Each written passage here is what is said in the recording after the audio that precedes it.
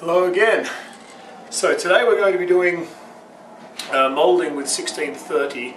We're going to show you guys how to make a block mould, sometimes called a cylinder mould, and we're going to look at some other options that you can use for doing moulding with 1630. So what is a cylinder mould for starters? Well, a cylinder mould is basically a very simple mould. It's where you have your core. This is just a solid block poured up out of 1630 from a mould. It can be in silicone, it can be urethane mould, it can be an alginate mould. Alginate brings its own inherent problems because of the moisture factor. Urethanes typically don't like moisture, so it can cause problems. I'll show you what that looks like in a minute. But this was the positive, and so you sculpt on there, and then you put it down and you clay a wall around it and you fill it up. So the second part is basically just a block as well with the sculpt in it, and they fit together and they form like a cylinder shape. That's why it's called a cylinder mould. It's also called a block mould because it's just a solid block of material. This is probably closer to the type of mould we'll be making today, which will not necessarily, you can see that this one here is the same as the outside of the core, so it just forms more of a cylinder type structure. So the side of the core is the same as the side of the mould. What we're going to do today is closer to this particular mould here, which again has a solid core, and then obviously you build the wall around it, but you put that little flange lip on like we did when we were claying up a prosthetic. Put a little flange lip in there and then build a wall around it and fill it so it makes a block, but it's a block that actually comes up around the sides of the core, and you can see that there's still that lip there so that you can clamp it with a mold strap and it will put pressure down on the onto the mold rather than pushing against the mold itself. Other options we can do. This one here, again, has a solid core, so it's not ideal. It would be better if this was hollow for baking purposes, but 1630 heats up pretty fast and it's a pretty good conductor of heat, so it works okay.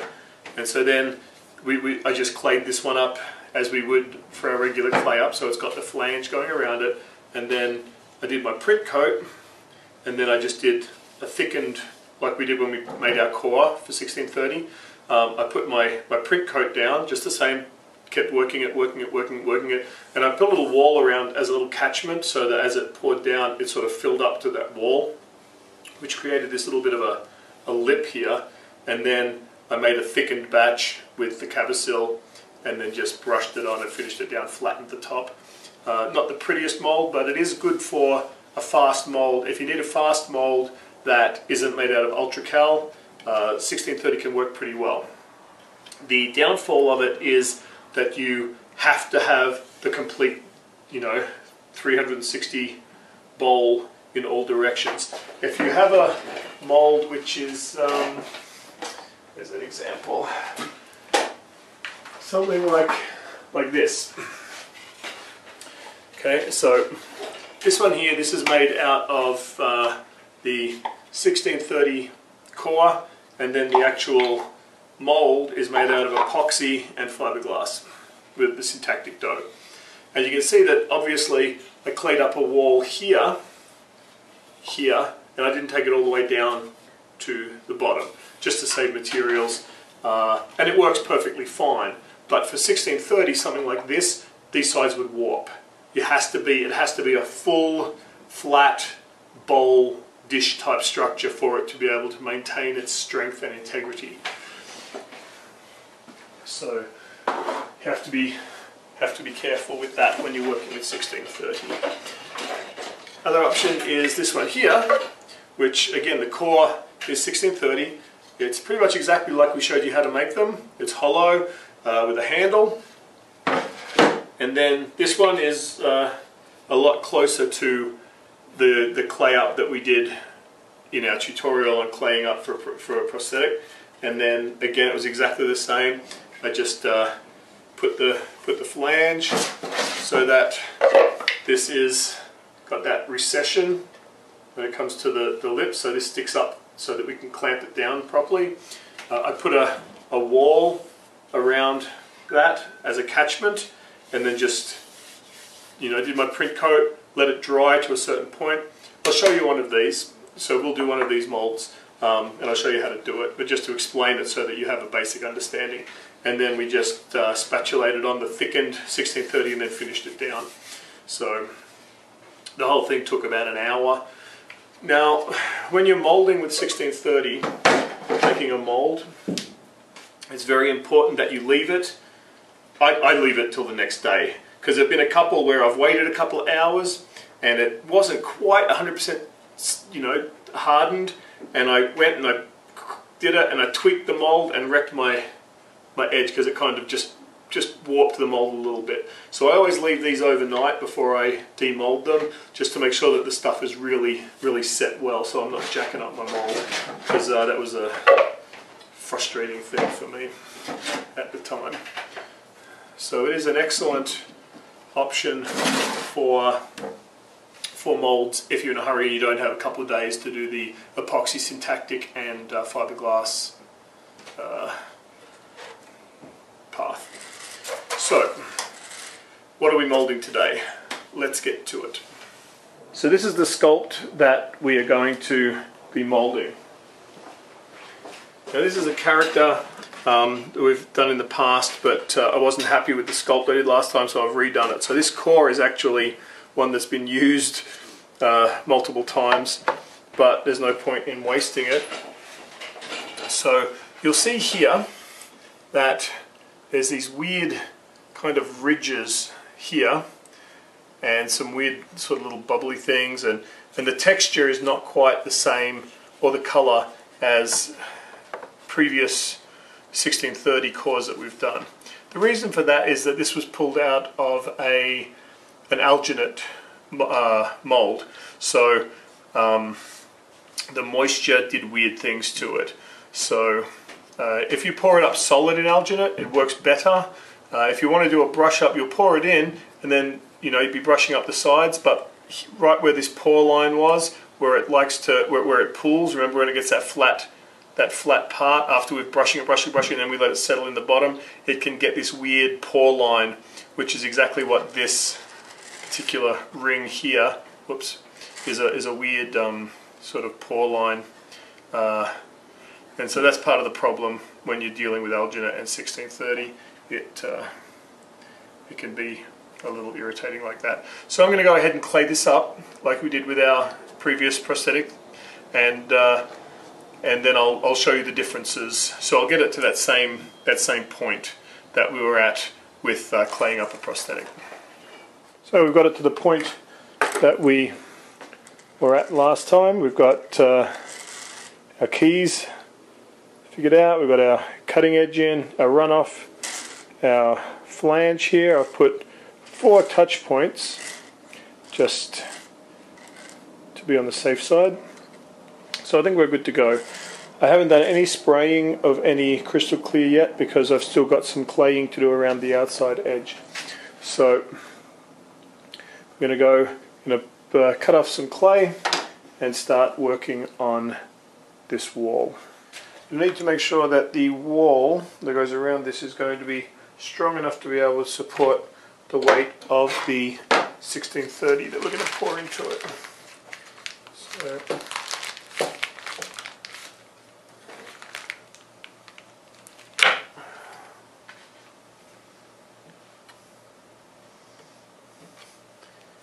think it'll take probably 2 or 3 slices.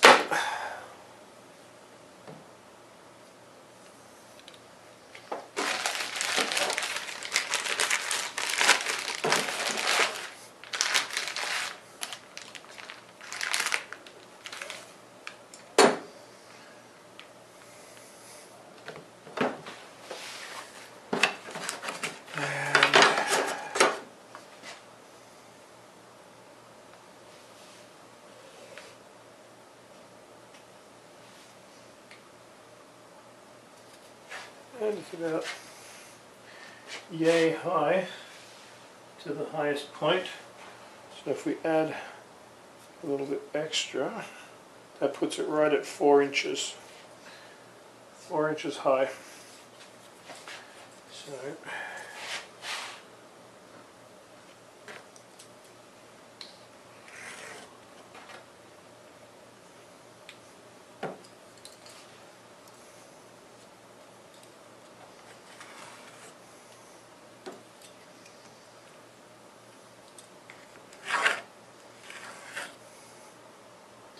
about an inch thick. So I think if we do four widths of this, okay, so that's 1, 2, 3, and 4.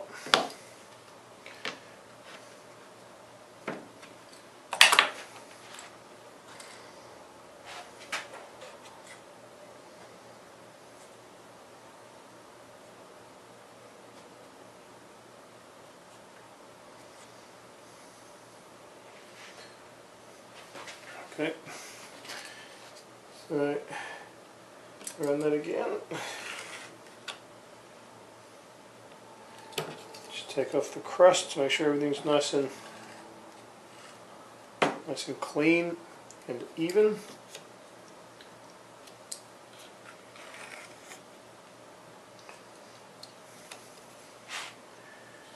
One, 2, 3, 4. Be sure to save these because we're going to use those.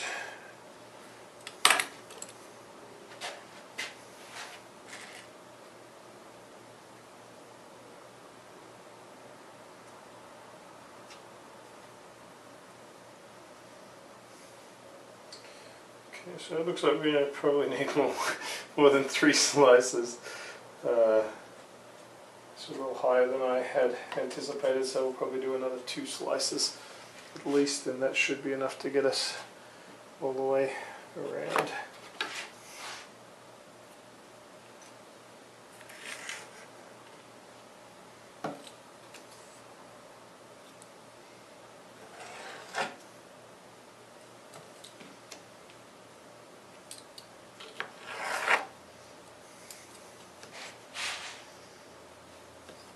One, 2, 3,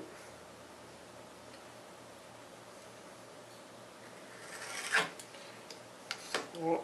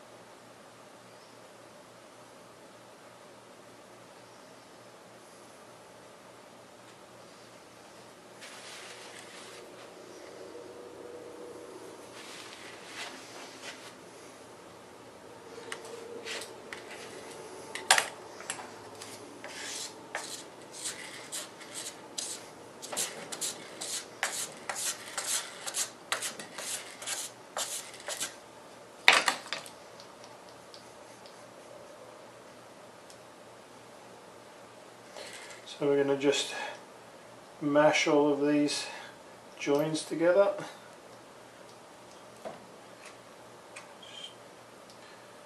Don't want them busting open and spilling out all of the stuff inside.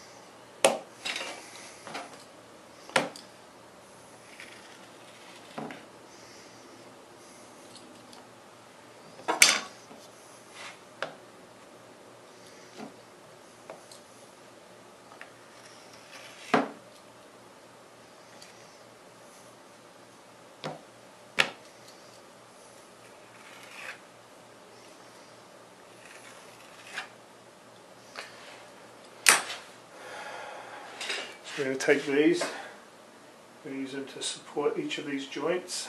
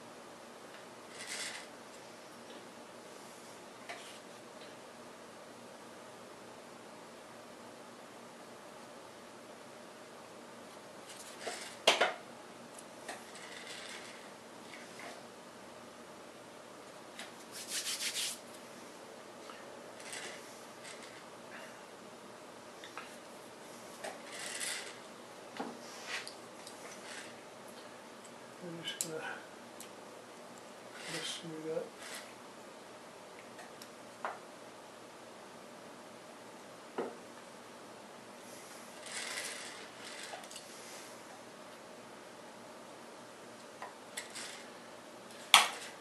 The rest of these just kind of go evenly around the outside, just to provide general support for the wall.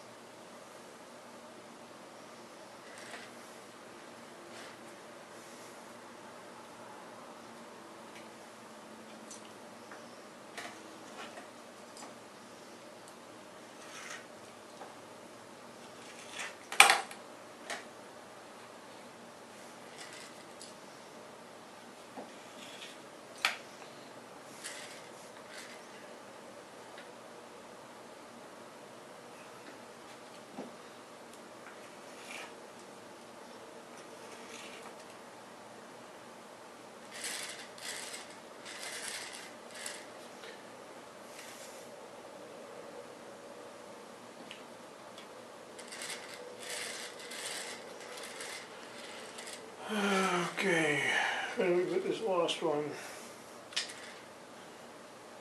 Maybe this one. Yeah, just there. Next step is to kind of smooth,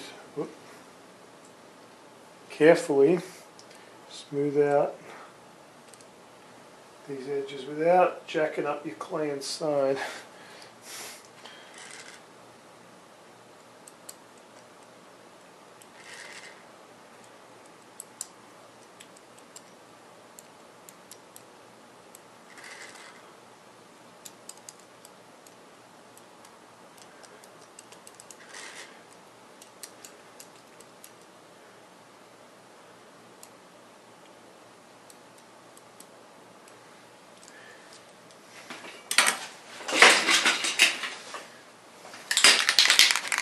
Then we're going to hit it with some more of the matte finish. You can also use regular crystal clear as well.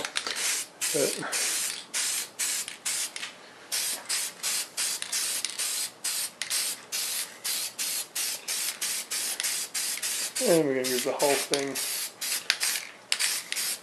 a little bit of a coat. Try and keep it off your cutting edge and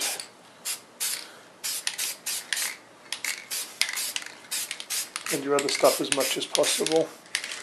But the clay, because this is a urethane we're pouring in, the wet clay can get a little bit more of a build up on it, especially around the outside.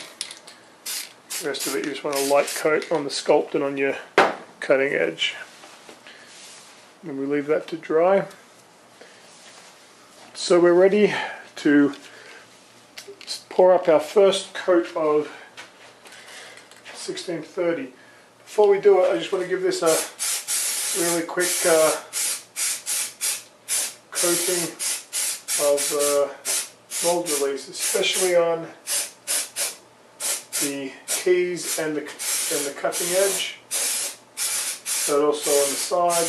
This will make sure that the clay pulls away from the 1630 without causing too many problems. Alright, so first we're going to do a print coat. So I'm going to put, let's say, 150 of each.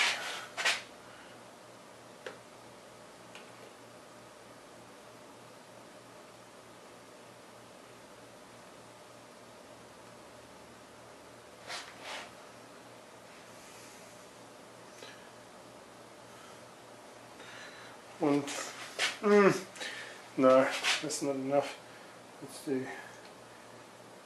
250 of each. Oops, that's 366. We'll do 366 of each.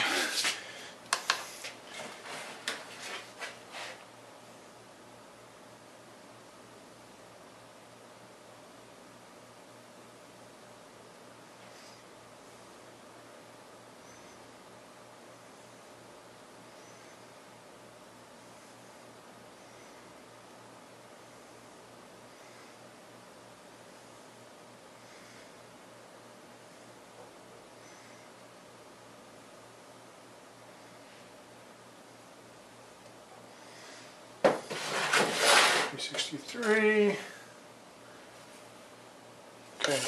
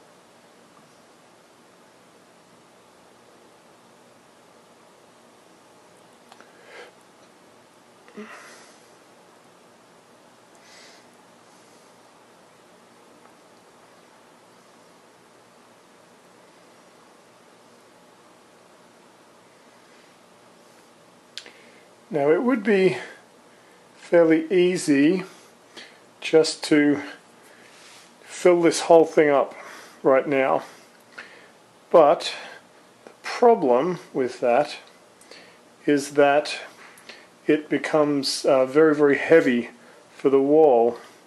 So what I'm going to do is I'm just going to pour in this much, which is fine for paint coat. I'm going to make sure that that gets into everything. Bring it up the sides.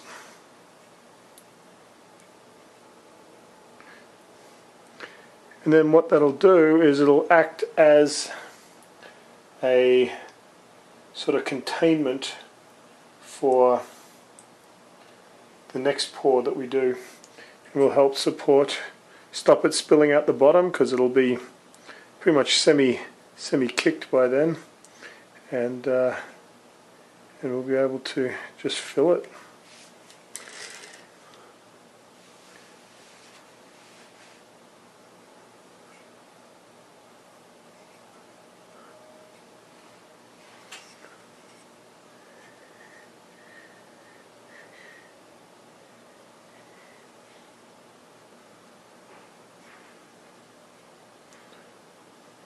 In fact, I had a mold just last week with the wall burst, and all my 1630 ran everywhere. So I've learned my lesson from that, trying to be lazy and do it the fast way. I've got a saying that is, there's never enough time to do it right the first time, but there's always time to do it over. Which means that you try and take shortcuts because you don't want to waste the time doing it right the first time, and then you end up always having to find the time to just redo the whole thing again. That's happened to me so many times, and it is so absolutely true. So now I always just try and take my time and make sure I do things right the first time.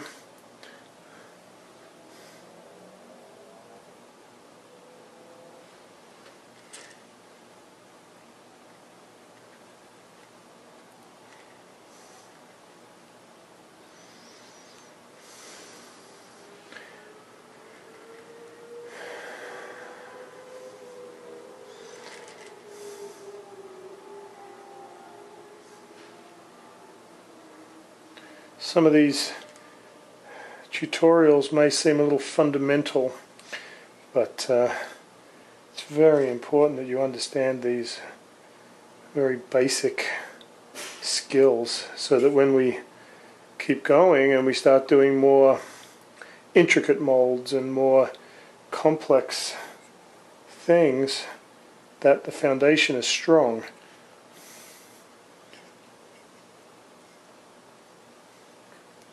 So I want any of you who are watching these to all start on the same page. So we're starting with the more simple molds to be able to just have everybody on the same basic footing when we get into 3 and 4, maybe 5-part molds. It'll make a lot more sense. And we won't have to spend so long on basic things. We'll be able to say, clay up for your cutting edge, and you'll be able to understand exactly what I'm talking about.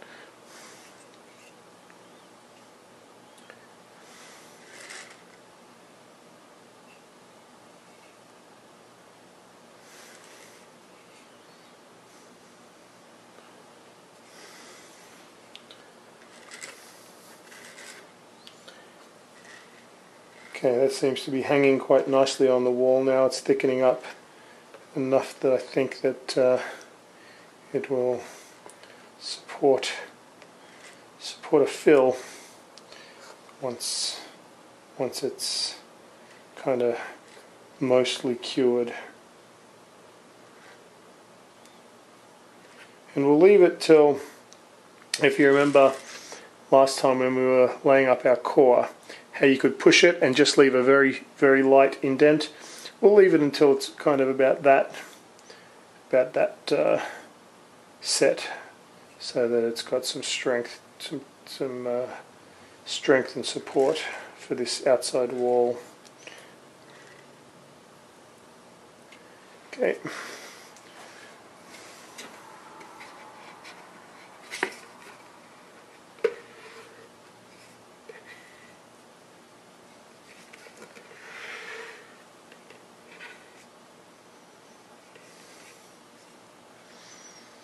Just make sure these horns get some love.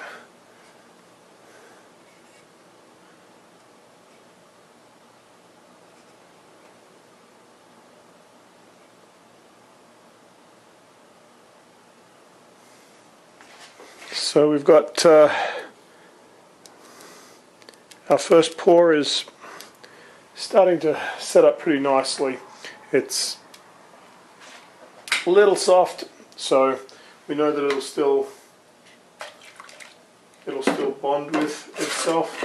So if you remember from our conversation last time when we were making the core, that once 1630 is fully cured, fully hardened, it doesn't stick to itself. So you always got to make sure that if you're adding something, that you're adding it while it's still not totally set. Okay, so I'm going to go in and put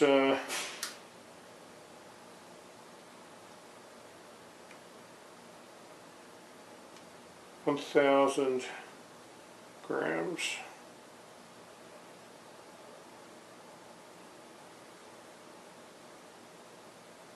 Then we'll see how much more we need to cover that top horn.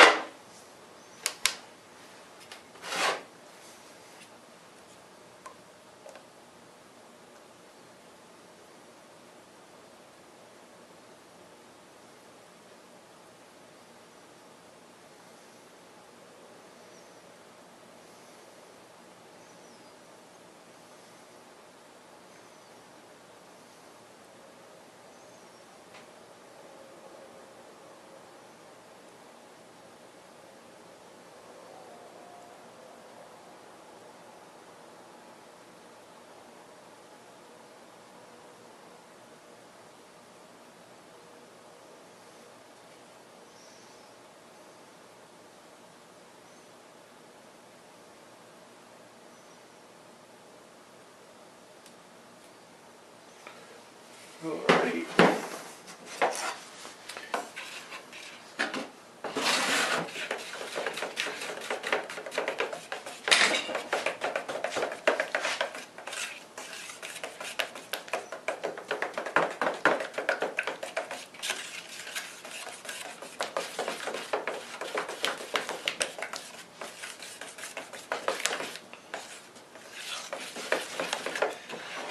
Okay.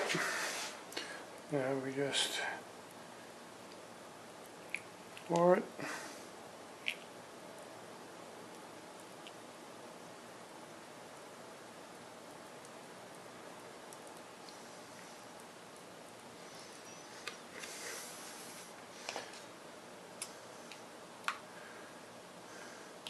Be really careful if you're going to kind of mix up some of the stuff. If you find stuff unmixed, be really careful that you don't ding your sculpt.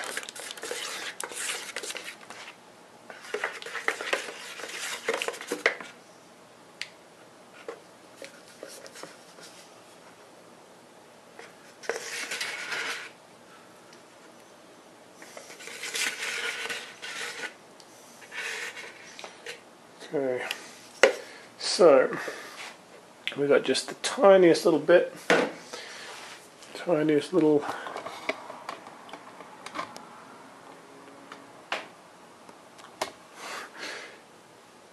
bit sticking out. So I'm going to go ahead and add 100 Well, I'll do 150 of each.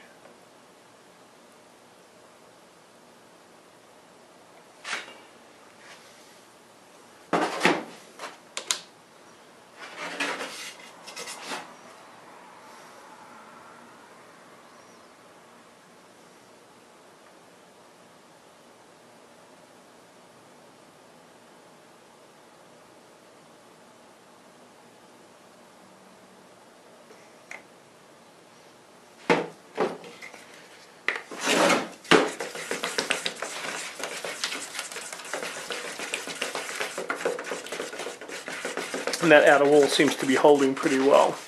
So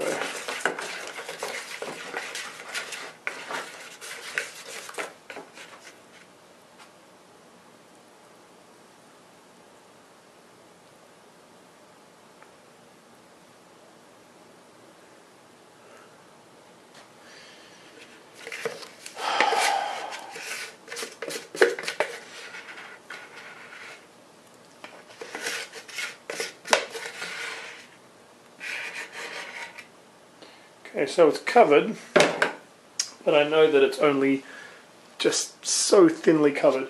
So I'm going to go and put another 100 of each, just to give us a little bit of safety there with the bottom, because we don't want it so thin on the bottom that it'll bust through when we're cleaning it. So,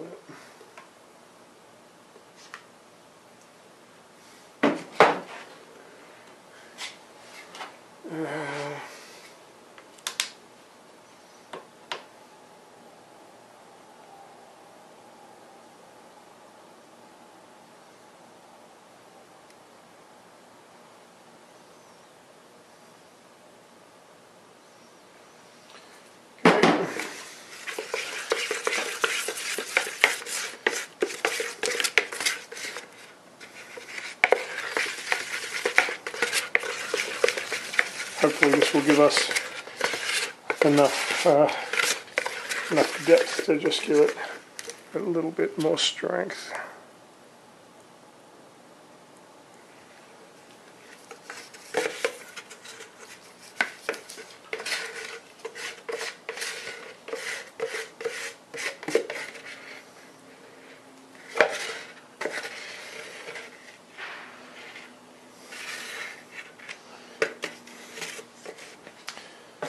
Okay, so we're done with that.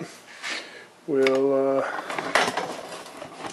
put some acetone in that bucket and give it a swirl around. You can see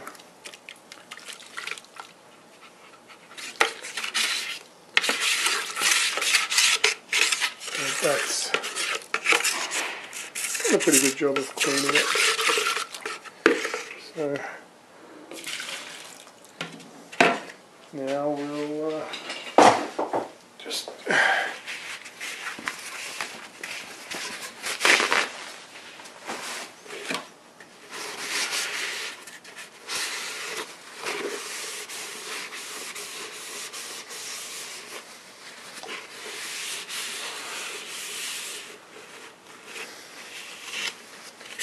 okay, so now our bucket is clean and ready to use the next time.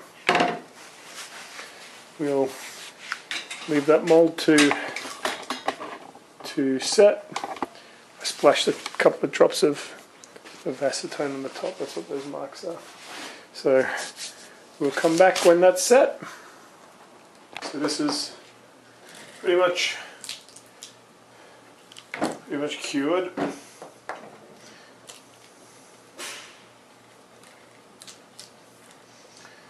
You see that spray and mold release we put on has made it quite easy for this to peel off.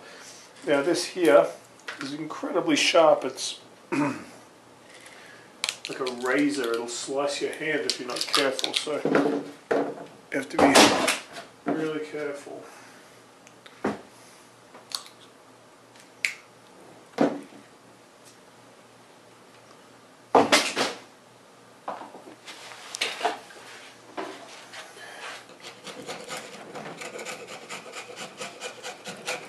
Just going to use this chisel to take the sharp edge off before it accidentally hurts someone.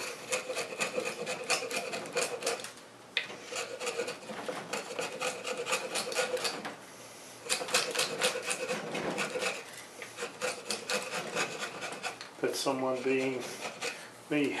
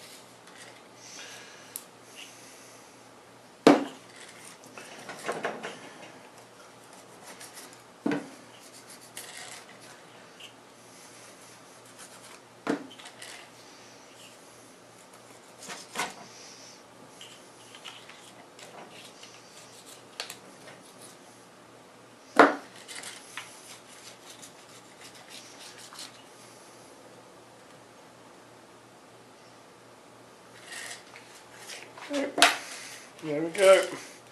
Mold is finished. Just going to quickly run around the edge here with this as well, because that is also very sharp.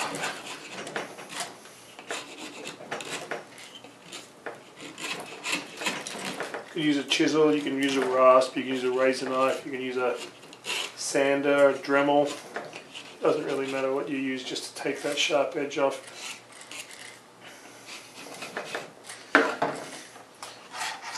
Okay, so now we need to pop this open. I'll show you guys a little trick with using a couple of bits of wood.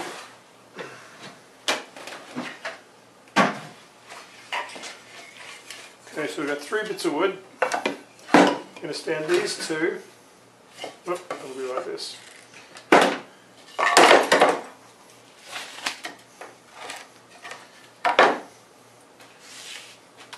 This goes into here.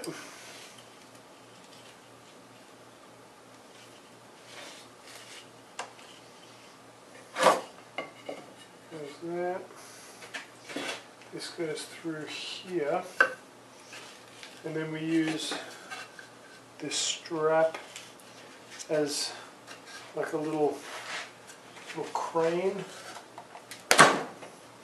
You see, it just pops it.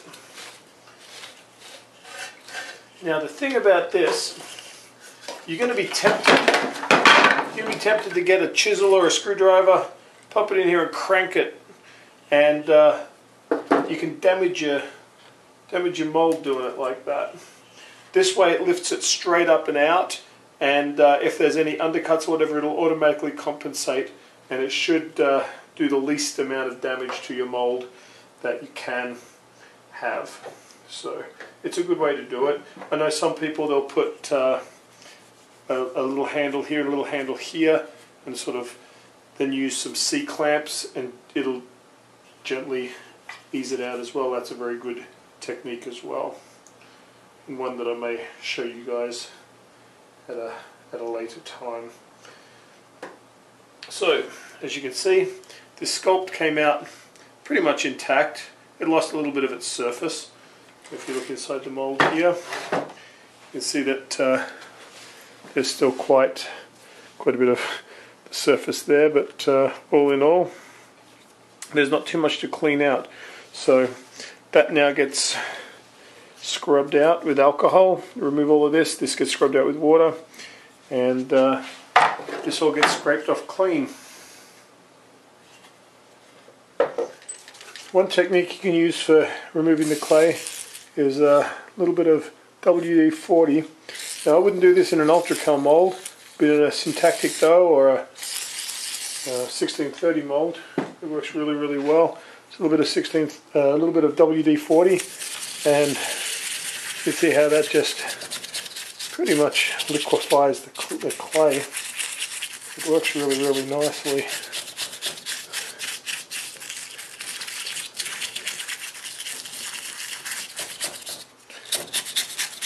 Yeah, obviously you wouldn't do this if it was a really heavy surface. You'd scrape off everything until there was almost nothing left, and then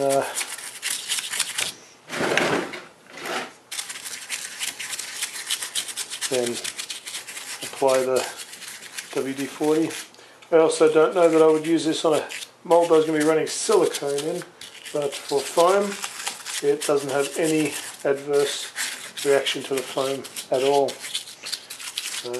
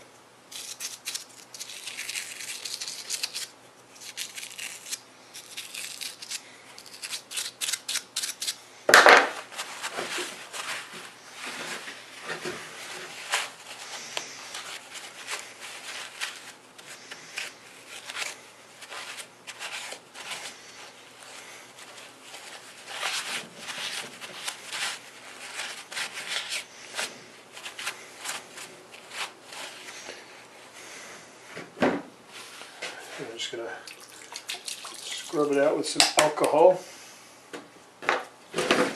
just to clean out the oiliness of the WD-40, and it'll also help us remove the residue of the water clay.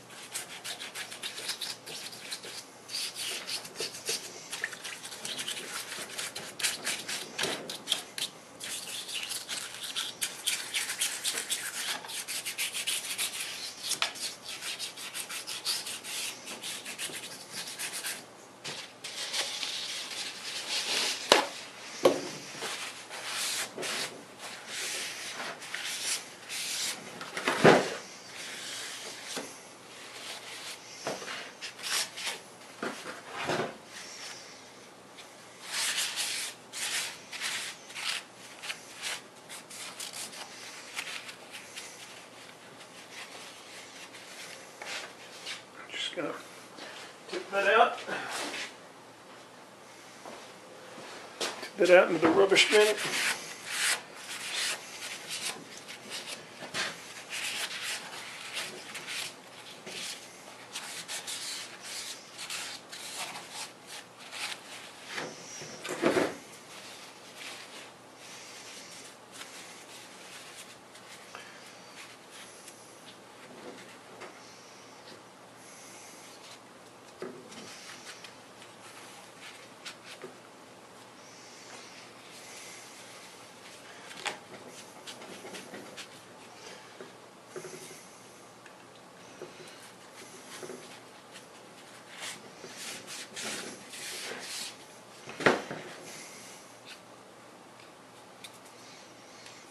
Really sharp bit right there.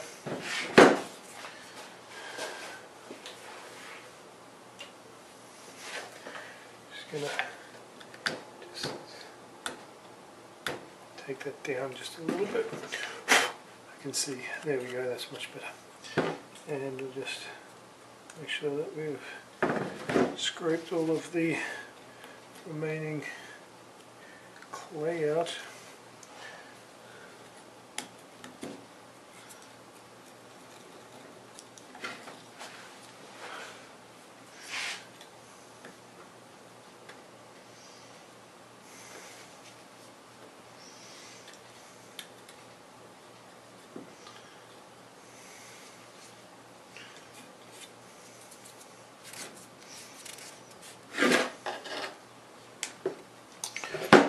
Okay, so that's pretty much done.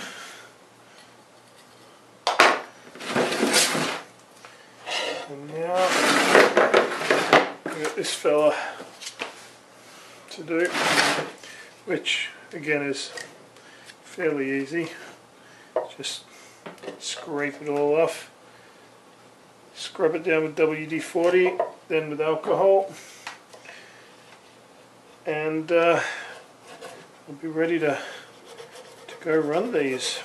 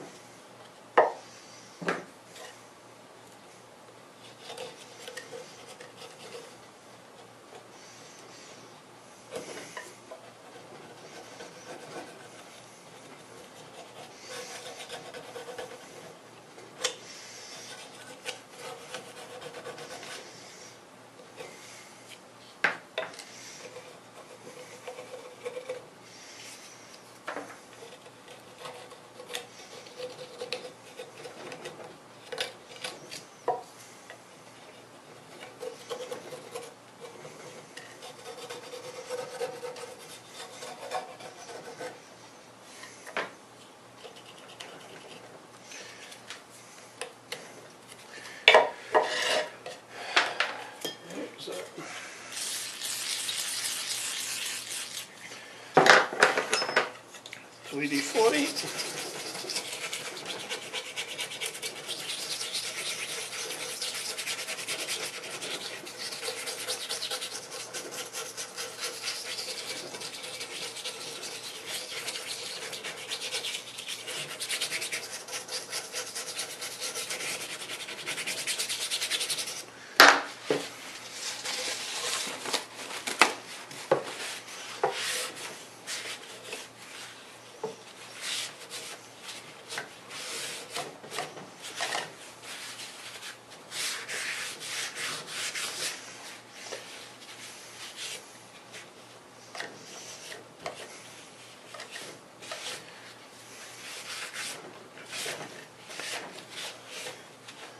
You can see this core is not in great shape. There's this line that comes through here, which was that pore line we were talking about earlier. There's some areas here where it kind of bubbled up from where it got some moisture, because urethane doesn't like moisture. So it's not in great shape, but it's enough to be able to run this. It'll work fine. I've been using it for about 3 years now in a different mold. And it'll be fine for this. There's not going to be a problem at all. Just going to put a little bit of alcohol in here so that I can just scrub off the oiliness.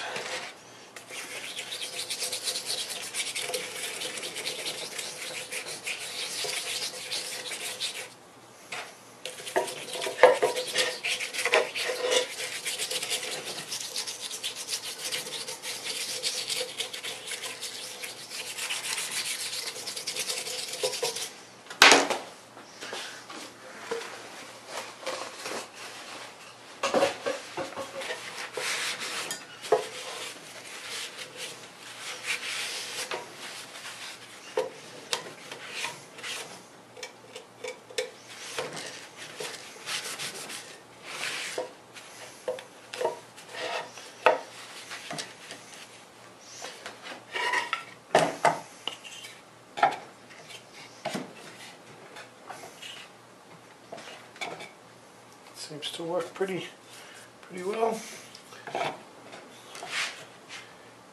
Look in through the little thing, make sure that when it's in there, there's no gaps. I don't know that you'll be able to see that. It's quite dark in there. But if we look in there, no, it's too dark for the dark for the camera. If you look through there, you'll be able to see that there's no gaps between the cutting edge and the core, which we want to make sure that it goes in fine. We've got all this foam residue here, but we can just sort of clean that off. It all cleans off fairly well.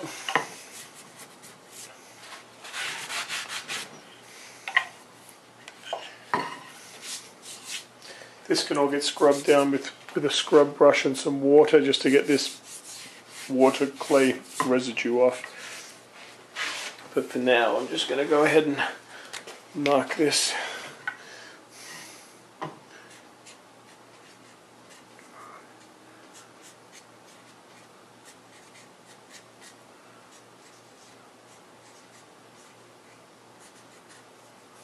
And it's 2017, so that I know when that was made. This was made in 2014, so it's been 3 years. So, but there you have it. Pouring up a block mold in 1630.